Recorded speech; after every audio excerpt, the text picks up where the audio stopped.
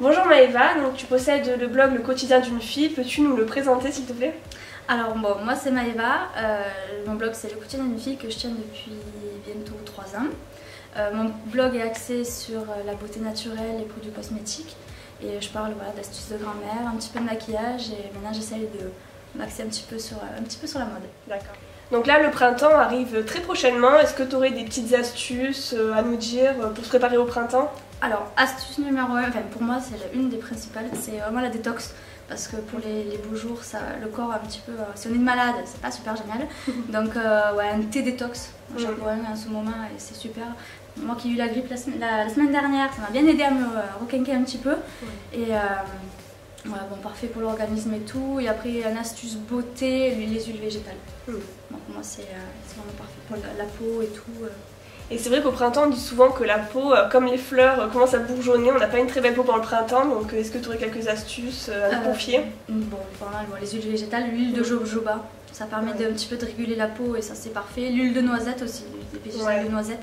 Pour les peaux mixtes à grasse, voilà, c'est le top. Ensuite, les savons, voilà, on prend beaucoup des gels, mais c'est hyper agressant. Il y en a certains pour la peau, des gels nettoyants et tout, des crèmes aussi nettoyantes. Mais les savons, saponification à froid, donc pour moi c'est parfait. D'accord. Et est-ce que tu aurais quelques astuces de grand-mère à reproduire soi-même chez soi Alors, astuces de grand-mère, alors j'y ai pensé aussi à quelque chose, c'est pour la beauté et tout, des fois on a des petits boutons qui bourgeonnent, là que ça fait hyper mal et on est là, on essaie de les titiller, on peut pas.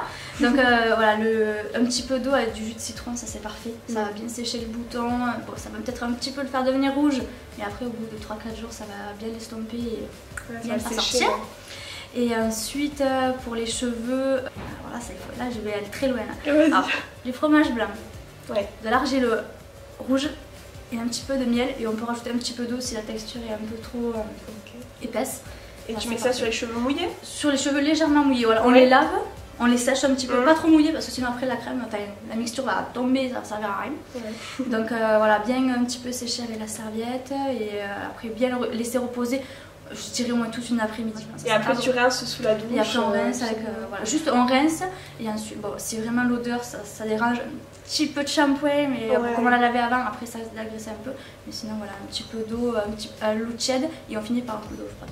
Et en parlant de cheveux, est-ce que tu fais attention au type de shampoing que tu utilises en fonction de ton type de cheveux? Alors oui, moi il me faut vraiment que je prenne soin de mes cheveux parce que sinon c'est la galère. Là, vu la masse que j'ai, et en plus je les ai coupés il n'y a pas longtemps, mais bon, je les recoupe bientôt. J'utilise un shampoing qui permet un petit peu de définir le volume et un petit peu les boucles. Parce que voilà, j'ai les cheveux qui sont ondulés et pas raides, ce que j'aimerais. Donc voilà, un petit shampoing qui me permet de bien dessiner mes boucles un petit peu, pour que ça soit trop le foutoir dans ma tête.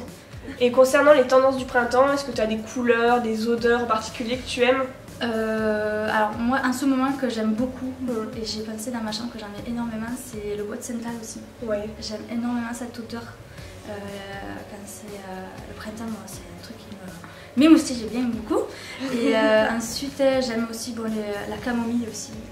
J'ai un gel douche et la camomille. C'est vrai que c'est printanier. Pour le printemps, la camomille c'est top. Et des couleurs en particulier que tu aimes bien?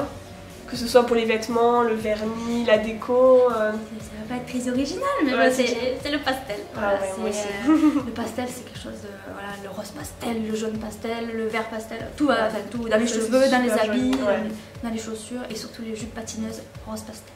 Et les tenues pour le printemps, donc tu disais les jupes patineuses et les souliers avec des paillettes. Les tendances paillettes. Et bien sûr, bon c'est pour l'été, mais la marinière, ça revient énormément en force.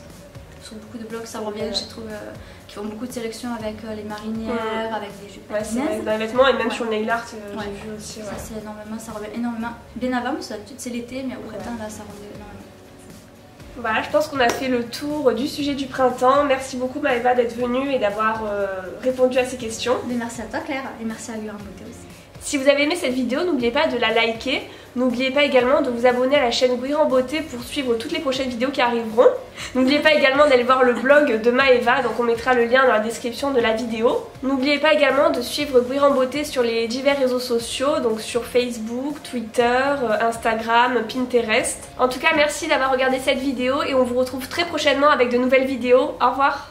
Ciao ciao.